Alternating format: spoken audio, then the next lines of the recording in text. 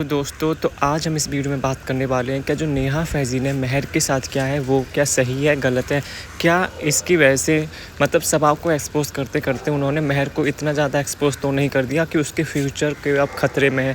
क्योंकि यार आप लोग ही बताइए जो जो इन्होंने खुलासे किए हैं क्या उससे उसके फ्यूचर पर इम्पैक्ट नहीं पड़ेगा, क्या उसका फ्यूचर इससे ख़राब नहीं होगा। जो आगे आने वाले लोग हैं और जो लोग उसको अभी ट्रोल भी कर रहे हैं इसी चीज़ के लिए, क्योंकि नेहा फैज़ी ने जो है वो सबा इब्राहिम को एक्सपोज करने वीडियो बनाई थी, शोएब इब्राहिम को नल्ला को। बट यहाँ पे कुछ बातें महर के बारे में भी उन्होंने ऐसी बोल दी हैं जिससे जो है महर का फ्यूचर अब खतरे में है। मैं वो बताऊंगा आपको कैसे। और यहाँ पर इन्होंने क्लैरिफिकेशन दिया। उससे पहले भी मेरे को ये पता था कि इन्होंने जानबूझकर नहीं किया, ये एक्सपोज करना चाहती थी सबा इब्राहिम और शोएब को, पर यहाँ पर वो गलती से इन्होंने कर दिया है महर को। मैं आपको बताऊंगा कैसे।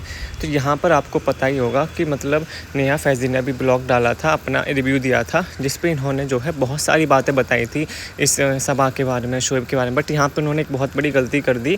महर के बारे में इन्होंने एक नहीं बहुत सारे ऐसे खुलासे कर दिए जिसकी वजह से महर का फ्यूचर मुझे खतरे में लग रहा है। वो किस लिए वो मैं बताऊँगा अभी आपको। तो सबसे पहला रीज़न पहले मैं ये बता देता हूँ कि इन्होंने बताया कि महर किसी लड़के से बात करती थी, महर ने अपनी मम्मी को मारा, महर अपने पापा से बात नहीं करी। तो जिसकी वजह से जो इसकी जो इमेज है लोगों के बीच में अब वो बहुत ज़्यादा ख़राब हो चुकी है। ऑडियंस के बीच में ही नहीं, अब जो इसके सारे रिलेटिव्स हैं उनके बीच में ही बहुत ज़्यादा ख़राब हो गई होगी उसकी इमेज अभी तक। यहाँ पर नेहा फैज़ी ने सारी चीज़ें बताई थी जिसकी वजह से अब हम ये भी नहीं बोल सकते कि जो इन्होंने बताया वो सच है। मैं सच बता रहा हूँ। मैंने भी रिव्यू किया है इनके ब्लॉग का, बट अब मैं दोबारा रिव्यू कर रहा हूँ इसलिए क्योंकि आप ही बताइए, अब मैं भी उठ के बोल सकता हूँ कि मैं मोधा में रहने वाला हूँ और ऐसी ऐसी चीज़ें होती हैं विदाउट प्रूफ। आप क्या भरोसा कर लोगे। नेहा फैज़ी ऑफकोर्स हम जानते हैं कि उनके बहुत सारे रिलेटिव्स हैं, ये रिलेटिव्स लगती हैं उनकी मोधा में, उनके बहुत सारे रिश्तेदार हैं, पर फिर भी क्या हम मान सकते हैं कि जो ये सारी चीज़ें बता रही हैं अपने ब्लॉग में क्या वो सच हैं। क्योंकि अभी एक और इंसान जो है जिसने नेहा फैज़ी के ऊपर ब्लॉग बनाया उसने बताया कि नेहा फैज़ी भी खुद भागी हुई थी, इसको डाहिन बताया, इसकी बेटियों को पता नहीं क्या क्या उल्टा सीधा बोला है। तो इस पर जो है इनको बहुत बेकार लगा है। इन्होंने इस पर वीडियो बनाई है कि मेरे बारे में ऐसा कैसे बोला, मेरे बच्चों के बारे में ऐसा कैसे बोला। तो जब नेहा फैज़ी आप अपने बारे में और अपनी बच्चियों के बारे में ये सब नहीं सुन सकती, उसने भी तो रिव्यू दिया है जैसे आप रिव्यू करती हो इब्राहिम फैमिली का, उसने भी तो ऐसे रिव्यू किया है। तो अगर आप रिव्यू करते हो, आप ऐसी इतनी बड़ी बड़ी चीज़ें किसी परिवार के बारे में खोल रही हो, उनकी अंदरूनी चीज़ें जो आप दुनिया के सामने एक्सपोज कर रही हो, तो ऐसे उसने आपके बारे में कर दी। अब प्रूफ तो आपके पास भी नहीं है और प्रूफ उस बंदे के पास भी नहीं जिसने आपको एक्सपोज किया है। तो बात तो बराबर हो गई दोनों में। तो यहाँ पर आप भी विदाउट प्रूफ के वो करती हो कि आप भी ये बोलती हो कि मुझे वहाँ से पता चला। ऐसी उस इंसान ने जिसको ने आपको एक्सपोज किया उस इंसान ने भी यही बोला है कि मुझे यहाँ से पता चला है वो मौदा का रहने वाला है और उसे ये पता लगा कि आप भागे थी और आपने डाहिन है, ये सारी चीज़ें। तो आपको अब क्यों बुरा लग रहा है, मुझे बस इस बात का आंसर दे दो, आपको क्यों बुरा लग रहा है। क्योंकि बुरा तो इब्राहिम फैमिली को भी लगता होगा जब आप उनके रिश्तेदार होकर उनके पीठ पे से छुरा भोंकते हो। क्योंकि यार ऑब्वियसली जो अब इससे पता चलता है जो अपने होते हैं ना, अपने ही आपको नीचे दिखा सकते हैं। ये बात बहुत टाइम से लोग, ये कहावत भी थी कि मतलब दुश्मन बाहर वाला नहीं होता, कभी भी दुश्मन हमेशा अंदर वाला होता है। यहाँ पर जो नेहा फैज़ी वो इस बात को प्रूफ करती हुई नज़र आ रही हैं कि मतलब कैसे वो अंदरूनी, उनको पता है कि वो घर में रहने वाली, उनके रिश्तेदार सारी उनको इन्फॉर्मेशन देते होंगे, अब वो उसका फ़ायदा उठाकर ये सारी चीज़ें यहाँ पर एक्सपोज करने में उनको लगा रही हैं यहाँ पर। चलो ठीक है, आपने सबा को एक्सपोज किया, शोएब को किया, कोई बात नहीं आपने किया, बट महर के बारे में इतनी ज़्यादा चीज़ें एक्सपोज करने की मुझे नहीं लगता कोई ज़रूरत थी। एक दो चीज़ें छोटी मोटी बता देती जिससे इसको सबक मिल जाता और ये थोड़ा आगे संभल के चलती और सबा से दूर रहती कि नहीं यार ऐसा नहीं करना है। पर इन्होंने ऐसी ऐसी चीज़ें खुलासा करी हैं जिससे मतलब इसके फ्यूचर मुझे नहीं लगता सिक्योर है। भाई आप खुद ही सोचिए, अभी 16 साल की लड़की, अभी आगे जाके इसकी शादी भी होनी है। तो ये सारी यूट्यूब पर तो वीडियोस पहले से पड़ी हैं। तो कौन एक अच्छा घर का, जो अच्छे घर के ख़ानदानी लोग होंगे, वो कैसी लड़की को ले पाएंगे जिसकी पहले से ही जो इतनी इमेज है वो ख़राब हो रखी है सोशल मीडिया में, पहले से वो इतनी ट्रोल हो रखी है। किस वजह से कि ये अपनी मम्मी को मारती थी, ये किसी लड़के के साथ बात करती थी, ये अपने पापा से बात नहीं करती, इसके पापा ने इसको पकड़ा था। तो जब किसी इंसान को ये सारी चीज़ें पता चलेंगी, आप खुद ही सोचिए क्या वो ऐसी लड़की को अपने घर की बहू बनाएंगे। मुझे नहीं लगता कोई भी ख़ानदानी अच्छे घर परिवार का लड़का या उसके घर वाले, उसके मम्मी पापा ऐसी लड़की को अपनाएंगे जिसको उनको पहले से पता है। अगर नहीं पता होती वो बात अलग है, पर जब किसी लड़की के बारे में पहले से इतनी सारी फैली हुई हैं चीज़ें और पहले से इतनी सारी चीज़ें बताई हुई हैं, तो उसके बारे में मतलब बहुत ज़्यादा डाउट हो जाता है कि मतलब क्या होगा इसका आगे जाके। मैं इसी बात की वो कर रहा था कि फ्यूचर में मतलब क्या होगा इसका, फ्यूचर इसका खतरे में नहीं है कि इतनी सारी चीज़ें इसकी एक्सपोज कर दी, वो भी ऐसी चीज़ें जो मुझे नहीं लगता ऐसे पब्लिकली बोलनी चाहिए थी। और यहाँ पे इसीलिए रो रही है अपने बर्थडे वाले दिन, जब सबा इब्राहिम वगैरह इसका महर का बर्थडे सेलिब्रेट कर रहे हैं, यहाँ पे उसको रोना इसी वजह से आ रहा है क्योंकि ऐसा तो नहीं है कि लोग कमेंट सेक्शन वगैरह नहीं पढ़ते। और रेडिट वगैरह पे नहीं जाते, तो वहाँ पे ये लोग जाते हैं और देखते होंगे कि कैसे जो इसकी धज्जियाँ उड़ा दी इन लोगों ने बुरी तरह से। पहले इसकी जो एक इमेज थी वो थी कि इनोसेंट गर्ल की, लोग इसको बहुत क्यूट बोलते थे, लोग बोलते थे कि ये तो सबसे ज़्यादा क्यूट है, इसको दिखाया करो, ये करा करो। पर उसके बाद जब से इसकी इमेज वो हुई है एक्सपोज, उसके बाद से भाई इसकी इतनी धज्जियाँ उड़ा दी है ना इमेज की, मतलब 16 साल की बच्ची को मतलब इतनी क्या क्या नहीं बोला जा रहा, अब क्या क्या नहीं बोला जा रहा।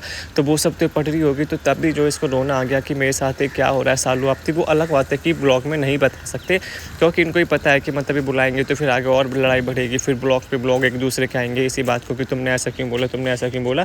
तो इन्होंने इग्नोर किया है। बट ये बात इससे समझ में आ रही है कि उसको इतना हर्ट हुआ है कि वो रोने लगी थी अपने बर्थडे वाले दिन, क्योंकि उसको भी लग रहा होगा कि यार ये क्या हो गया, मतलब सब लोग अभी इतना अचानक से, अरे यार ये होता ही है जब सब लोग अचानक से इतना प्यार कर रहे हो, उसके बाद अचानक से तुम्हें इतना हेट मिलना स्टार्ट हो जाए, और वो भी ऐसी ऐसी चीज़ों पर जो मतलब जो अंदरूनी थे वो सब भी बाहर आ गई कि लड़के से बात करते हैं, इसके पापा से बात नहीं हो रही इसकी इसी वजह से, या अपनी मम्मी को बाल पकड़ के मारती थी। आप खुद ही सोचिए जब ऐसी बातें आएंगी इंसान को, जब उसको हेट मिलेगा इस तरह का इतनी बातों पर, तो क्या इंसान की हालत होगी। तो भाई अब महर की हालत है इस टाइम।